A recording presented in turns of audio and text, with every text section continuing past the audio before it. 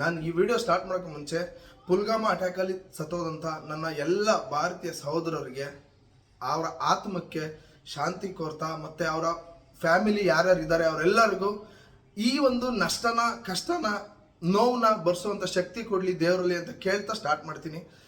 ನಾವು ಇನ್ನ ಎಷ್ಟು ವರ್ಷ ನಾವು ಭಾರತೀಯರು ಇನ್ನ ಎಷ್ಟು ವರ್ಷ ತಡ್ಕೋಬೇಕು ಈ ಪಾಪಿ ಪಾಕಿಸ್ತಾನದ ಒಂದು ಅಟ್ಟಹಾಸನ?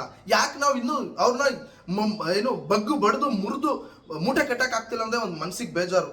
ಅವಾಗ ಪುಲ್ವಾಮಾ ಆಯ್ತು, ಆಮೇಲೆ ಇನ್ನ ಕಾರ್ಗಿಲ್ಲು ಎಲ್ಲ ಮಾಡಿರೋದೆಲ್ಲ ಇದೆ. ತಾಜ್ ಅಟ್ಯಾಕ್ ಆಯ್ತು. ಎಷ್ಟು ಅಂತ ನಾವು ತಾಜ್ ಅಟ್ಯಾಕ್ ಅಲ್ಲಿ ಅವಾಗ ಒಂದು 300 ಜನ ತೀರೋದ್ರು. ಇನ್ನ ಪುಲ್ವಾಮಾದಲ್ಲಿ ನಮ್ಮ ವೀರ ಯೋಧರು ಎಷ್ಟು ಜನ ಆ ಒಂದು ಮನ್ಸಂಗೆ ಕಿವುಚುತ್ತೆ. ಅದನ್ನೆಲ್ಲ ಕೇಳಿಸ್ಕೊಂಡ್ರೆ ನಾವು ಮಾತಾಡೋದು ಇಷ್ಟಕ್ಕೆ ಮಾತ್ರ ಆಗಿರ್ಬಾರ್ದು, ಇಷ್ಟಕ್ಕೆ ಮಾತ್ರ ಸೀಮಿತವಾಗಿರ್ಬಾರ್ದು. ಈ ಒಂದು ಏನು ಆಗಿರೋ ಅಟ್ಯಾಕಿಗೆ ಪಾಠ ಕಲಿಸ್ಬೇಕು. ಅಲ್ಲಿವರೆಗ ನಾವು ಭಾರತೀಯರು ಹೋರಾಡಬೇಕು.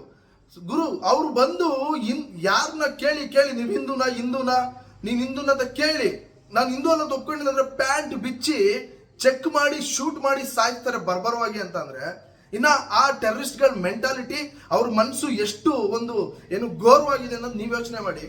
ನನಗೆ ಬೇಜಾರು ಹೆಂಗ್ ಗೊತ್ತಾ, ನಾವು ಆಲ್ರೆಡಿ ಕಾಶ್ಮೀರ್ ನಮ್ದು ಅದು ಕಾಶ್ಮೀರ್, ನಾವ್ ಯಾಕೆ ಭಾರತೀಯರು ಪಾಕಿಸ್ತಾನಕ್ಕೂ ಇಲ್ಲ ಚೈನಾಗ್ ಬಿಟ್ಕೊಡ್ಬೇಕು? ಆಲ್ರೆಡಿ ಒಂದು ಮೂಲೆನೋ POK ಅಂತ ಚೈನಾ ಪಾಕಿಸ್ತಾನ ತಿಂತಾ ಇದ್ದಾರೆ, ಇನ್ನೊಂದು ಕಾರ್ನರ್ನ ಕಾಶ್ಮೀರದ ಇನ್ನೊಂದು ಮೂಲೆ ತಲೆನ ಈ ಸೈಡ್ನ ಚೈನಾ ಆಲ್ರೆಡಿ ತಿಂತಾ ಇದ್ದಾರೆ. ನಾವ್ ಯಾಕೆ ಇಷ್ಟು ವರ್ಷ ಆಯ್ತು, 75 ವರ್ಷ ಆಯ್ತು ನಮಗೆ ಸ್ವಾತಂತ್ರ್ಯ ಬಂದು, ನಾವಿನ್ನೂ ಯಾಕೆ ಇವರಿಗೆ ಭಯ ಬಿದ್ದು ಬದುಕ್ತಾ ಇದ್ವಿ ನನಗೆ ಅರ್ಥನೇ ಆಗ್ತಿಲ್ಲ. ನಮ್ಮ ಗೌರ್ಮೆಂಟ್ಗಳು ಇಷ್ಟು ವರ್ಷ ಏನ್ ಮಾಡಿದಾವೆ? 60 ವರ್ಷ ಒಂದು ಪಕ್ಷ ಹಾಳು ಮಾಡ್ತು, ಈಗ ಇನ್ನು 15 ವರ್ಷ ಇನ್ನೊಂದು ಪಕ್ಷ ಹಾಳು ಮಾಡೋದು ಬೇಡ. ನಾನೇ ಹೇಳ್ತಿರೋದು, ನನಗೆ ಮನಸ್ಸಿಗೆ ನೋವಾಗಿರೋದು ನನ್ನ ಪ್ರತಿ ಒಬ್ಬ ಭಾರತೀಯ ಯಾರೇ ಆಗ್ಲಿ ಅಲ್ಲಿ ಹೋಗಿದ್ದು ಸತ್ತೋದಂತ 25-26 ಜನ ಸತ್ತೋಗಿದಾರಲ್ಲ, ಅವ್ರಿಗೆ ಆ ಒಂದು ನಷ್ಟನ ಯಾವತ್ತೂ ಬರ್ಸಕ್ಕಾಗಲ್ಲ. ನಿಜ, ನನಗೆ ನಿನ್ನೆಯಿಂದ ಇನ್ಸ್ಟಾಗ್ರಾಮ್ ಓಪನ್ ಮಾಡಿದ್ರೆ ಒಂದೇ ಫೋಟೋ, ಆ ಒಂದು ಹೆಣ್ಣು ಮಗಳು ನನ್ಗೆ ಸಹೋದರಿನೇ ಅನ್ಕೊಳ್ಳಿ, ಅದನ್ನ ಎಷ್ಟು ಮನ್ಸಿಗೆ ಬೇಜಾರು. ಆ ಸಹೋದರಿ ತನ್ನ ಗಂಡನ್ ಬಾಡಿ ಮುಂದೆ ಬರೀ 10 ದಿವಸ ಆಗಿದೆ ಮದುವೆ ಆಗಿ ಹನಿಮೂನ್ಗೆ ಅಂತ ಹೋಗಿದ್ದಾರೆ. 100 ವರ್ಷ ಅವನ ಜೊತೆ ಬದುಕಬೇಕು, ಎಷ್ಟು ಕನಸು ಏನು ಎಲ್ಲ ಇಟ್ಕೊಂಡು ಹನಿಮೂನ್ಗೆ ಅಂತ ಹೋಗಿರ್ತಾರೆ. ತನ್ನ ಕಣ್ಣು ಮುಂದೆ ಅವನ್ನ ಸಾಯಿಸಿದಾಗ ಆ ಒಂದು ಹೆಣ್ಣಿಗೆ ಆಗುವಂತ ನೋವು ಇದೆಯಲ್ಲ, ಯಾರು ಬರ್ಸಕ್ಕಾಗಲ್ಲ. ಅದನ್ನ ಮನ್ಸಿಗೆ ಅಷ್ಟು ಕುದಿತಾ ಇದೆ. ನಾನು ಇಷ್ಟು ಎಮೋಷನಲಿ ಮಾತಾಡ್ತಿದ್ದೀನಿ, ಇಷ್ಟೊಂದು ಅಗ್ರೆಸಿವ್ ಆಗಿ ಮಾತಾಡ್ತಿದ್ದೀನಿ ಅಂದ್ರೆ ಅದೊಂದು ನಾವು ಭಾರತೀಯರು ಯಾಕೆ ನಾವು ಇಷ್ಟು ಪಾಕಿಸ್ತಾನ ಯಾಕೆ ಭಯ ಬೀಳ್ಬೇಕು? ಏನಾಗ್ಬಿಡುತ್ತೆ? ಹಾಗೆ ಹೋಗ್ಲಿ. ಕಾರ್ಯಪ್ಪ ಅವ್ರು ಕೇಳ್ತಾರೆ, ಏನು ಇಂಡಿಯಾ ಮತ್ತೆ ಪಾಕಿಸ್ತಾನ ವಾರಲ್ಲಿ ಕಾರ್ಯಪ್ಪ ಅವ್ರು ನನಗೆ 5% ಏರ್ ಫೋರ್ಸ್ನ ಕೊಡಿ, ಲಾಹೋರ್ನ ಪಾಕಿಸ್ತಾನ ಭೂಪಟ ಇಡೀ ವರ್ಲ್ಡ್ ಭೂಪಟದಲ್ಲಿ ಲಾಹೋರ್ ಇರ್ಬಾರ್ದು ಹಂಗ್ ಮಾಡ್ತೀನಿ ಅಂತ ಕೊಟ್ಬಿಟ್ಟಿದ್ರೆ ನಮ್ಗೆ ಇವತ್ತು ಈ ತಾಪತ್ರೆ ಬರ್ತಿರ್ಲಿಲ್ವೋ ಏನೋ ಗೊತ್ತಿಲ್ಲ. ಪ್ರತಿ ಒಂದಕ್ಕೂ ಆವಾಗ ತಾಜ್ ಆಯ್ತು, ಪುಲ್ವಾಮಾ ಆಯ್ತು, ಈಗ ಪುಲ್ಗಾಮ್. ಎಷ್ಟು ಅಂತ ತಡ್ಕೊಳ್ಳೋಣ ಈ ಪಾಕಿಸ್ತಾನ ಅಟ್ಟಾಸನ. ಇನ್ನು ಎಷ್ಟು ವರ್ಷ? ಅದೇ ಇಸ್ರೇಲ್ ಹಮಾಜ್ಗೆ ಮಾಡ್ತು ನೋಡಿದ್ರ, ಜಸ್ಟ್ ಇಸ್ರೇಲ್ ಇರೋದೇ ಇಷ್ಟು ಪುಟ್ಟ ದೇಶ. ನಮ್ಮ ಕೇರಳ ಇದೆಯಲ್ಲ ಅಷ್ಟು ಇಲ್ಲ ಅಂತ ಒಂದು ಪುಟ್ಟ ದೇಶ ರಿವೆಂಜ್ ಹೆಂಗ್ ತಗೊಳುತ್ತೆ ಅಂದ್ರೆ ಹಂಗ್ ತಗೊಳುತ್ತೆ. ಅದು ಕಲಿಬೇಕು ನಾವು. ಇನ್ನು ಯಾವಾಗ ಕಲಿದವರಿಂದ? ಇನ್ನು ಯಾವಾಗ ಕಲಿಯೋದು? ಇನ್ನು ಎಷ್ಟು ವರ್ಷ ಬೇಕು? ಸಾಕಪ್ಪ ನಮಗೆ ಶಾಂತಿ, ಈ ಶಾಂತಿ ನಾವು ವಿಶ್ವದ ಮುಂದೆ ನಮ್ಮನ್ನ ಏನು ಶಾಂತಿ ದೂತರು ಅಂತ ಹೇಳ್ಕೊಳ್ಳೋದು ಸಾಕು.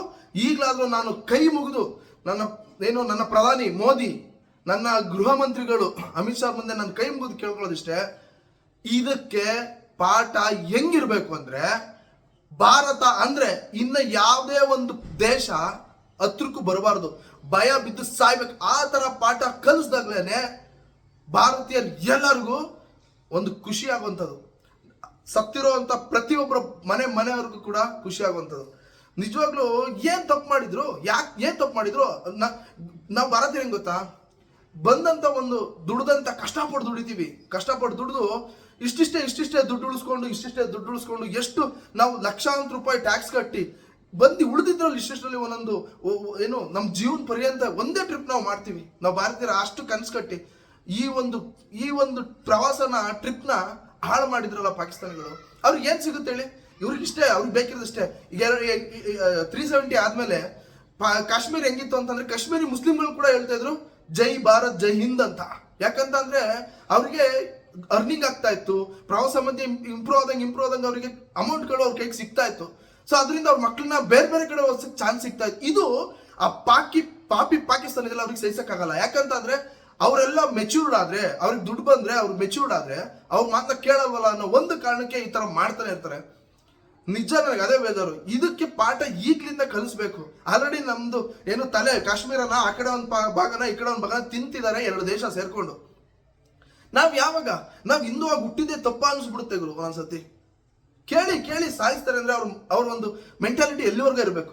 ನಾನು ಇಷ್ಟೇ ನನ್ನ ಯಾರು ಮೋದಿ ಮತ್ತೆ ಅಮಿತ್ ಶಾಗೆ ನಾನು ಕೈ ಮುಗಿದು ಕೇಳೋದು, ನಾನು ಪಾಠ ಹೆಂಗ್ ಕಲಿಸ್ಬೇಕು ಅಂತಂದ್ರೆ ಪ್ರತಿಯೊಬ್ಬ ಭಾರತೀಯನು ಖುಷಿ ಪಡೋ ಆ ತರ ಇರಬೇಕು. ಪ್ರತಿಯೊಬ್ಬ ಏನು ಪ್ರಪಂಚದಲ್ಲಿರೋ ಪ್ರತಿಯೊಬ್ಬನು ಯಾರ್ಯಾರು ಭಾರತ ತಂಟೆಗೆ ಬರ್ತೀಯ ಅಂತಂದ್ರೆ ನಡುಗಬೇಕು. ಆ ತರ ಒಂದು ಬುದ್ಧಿನ ಕಲಿಸ್ಬೇಕು.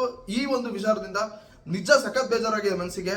ನನಗೆ ಗೊತ್ತಿಲ್ಲ, ನಾನೇನಾದ್ರೂ ಎಮೋಷನಲಿ ಮಾತಾಡಿದ್ರೆ ಎಮೋಷನಲ್ ಆಗಿ ಯಾರಿಗಾರು ಹರ್ಟ್ ಆಗಿ ನಾನು ಯಾರಿಗೂ ಹರ್ಟ್ ಆಗಿ ಮಾತಾಡಿ ಈ ವಿಚಾರದಲ್ಲಿ ಮಾತಾಡ್ಲೇಬೇಕು. ಆಸ್ ಎ ಭಾರತೀಯ, ಪ್ರತಿಯೊಬ್ಬ ಭಾರತೀಯ, ಇಲ್ಲಿ ಮುಸ್ಲಿಂ, ಹಿಂದೂ, ಜೈನ್, ಕ್ರಿಶ್ಚಿಯನ್, ಸಿಖ್ ಏನು ಬರಲ್ಲ. ನಾನು ಭಾರತೀಯ ಫಸ್ಟ್. ನಾವು ಇಲ್ಲಿ ಒಳಗಡೆ ಜಾತಿ ಜಾತಿ ಜಾತಿ ಅಂತ ಸಾಯ್ತೀವಿ. ಅವ್ರು ನೋಡಿ ಬಂದು ಎಲ್ಲಾರನ್ನು ಸಾಯಿಸ್ತಾರೆ ಹಿಂದೂ ಅನ್ನೋ ಒಂದು ಕಾರಣಕ್ಕೆ. ಕೇಳಿ ಪ್ಯಾಂಟ್ ಬಿಚ್ಚಿ ನೋಡಿ ಸಾಯಿಸ್ತಾರೆ ಅಂದ್ರೆ ನೀನ್ ಹಿಂದೂನೋ ಮುಸ್ಲಿಮೋ ಇಲ್ಲ ಬೇರೆ ಕ್ಯಾಸ್ಟ್ ಎಲ್ಲ ಬೇರೆ ಧರ್ಮದವನು ಅಂತ ಆ ಉಗ್ರಗಾಮಿಗಳ ಮನಸ್ಸು ಹೆಂಗಿರ್ಬೇಕು. ಪಾಪ ಹೆಣ್ಣು ಮಕ್ಕಳಿಗೆ ಹೇಳಿ ಕಳಿಸ್ತಾರೆ ಮೋದಿಗೆ ಹೋಗಿ ಹೇಳಿ ಅಂತ. ಯಾಕೆ ಹೇಳ್ಬೇಕು? ಏನ್ ಮೋದಿಗೆ ಹೋಗಿ ಹೇಳಿ ಅನ್ನೋ ಅಷ್ಟು ಕ್ರೂರತನ ನಾವೇನ್ ಮಾಡಿದೀವಿ ಆಸ್ ಅ ಭಾರತೀಯ? ನೀವು ಇದನ್ನ ಹೋಗಿ ಮೋದಿಗೆ ಹೇಳಿ, ನಿಮ್ ಮೋದಿಗೆ ಗೊತ್ತಾಗ್ಲಿ, ನಿಮ್ ಪ್ರಧಾನಿಗೆ ಗೊತ್ತಾಗ್ಲಿ ಅಂತ ಹೇಳ್ತಾರೆ. ನಿಜ ನನಗೆ ಅರ್ಥನೇ ಆಗ್ತಿಲ್ಲ, ಸಖತ್ ಬೇಜಾರಾಗಿದೆ. ನಿಮ್ಗೆ ಮತ್ತೊಂದು ರಿಕ್ವೆಸ್ಟ್, ಮತ್ತೊಂದು ಸರಿ ಕೈ ಮುಗಿದು ಕೇಳ್ಕೊತೀನಿ. ಪ್ರತಿ ಒಬ್ಬ ಭಾರತೀಯನು ಖುಷಿ ಪಡುವಂಗೆ ಒಂದು ಪಾಠನ ಪಾಕಿಸ್ತಾನಕ್ಕೆ, ಪ್ರತಿ ಒಂದು ದೇಶನು ಭಾರತ ಅಂದ್ರೆ ಭಯ ಬೀಳಬೇಕು. ಆ ತರ ಪಾಕಿಸ್ತಾನಕ್ಕೆ ಪಾಠನ ಇವತ್ತೇ ಈಗ್ಲಿಂದಾನೇ ಕಲ್ಸಿ ಅಂತ ಹೇಳ್ತಾ ನಾನು ಈ ಒಂದು ವಿಡಿಯೋನ ಮುಗಿಸ್ತಾ ಇದ್ದೀನಿ. ಮತ್ತೊಮ್ಮೆ ಯಾರ್ಯಾರು ಪುಲ್ವಾಮಾ ಅಟ್ಯಾಕಲ್ಲಿ ಸತ್ತೋದ್ರು, ತೀರೋದ್ರು, ಅವರ ಆತ್ಮಕ್ಕೆ ಶಾಂತಿ ಕೊಡ್ಲಿ ದೇವರು, ಮತ್ತೆ ಅವರ ಫ್ಯಾಮಿಲಿಗೆ ಧೈರ್ಯನ ತುಂಬಲಿ ಅಂತ ಹೇಳ್ತಾ ಈ ಒಂದು ವಿಡಿಯೋಲಿ ಮುಗಿಸ್ತಾ ಇದ್ದೀನಿ. ಜೈ ಹಿಂದ್, ಜೈ ಕರ್ನಾಟಕ.